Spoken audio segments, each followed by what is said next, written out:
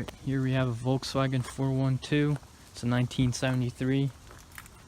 Hasn't ran in 38 years. So I'm gonna try to get it started for you guys.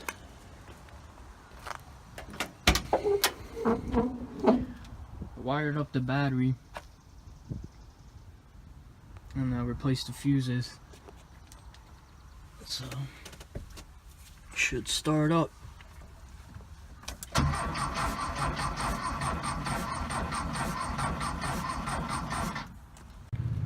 Alright, got gas in the tank. Let's see.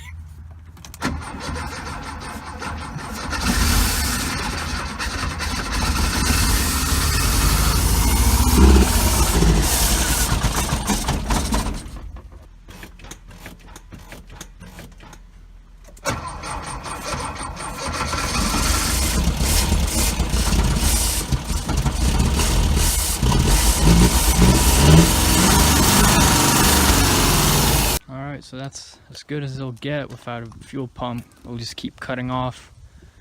So in the upcoming days I'll install a new fuel pump, so I'll bring you guys an update on it running.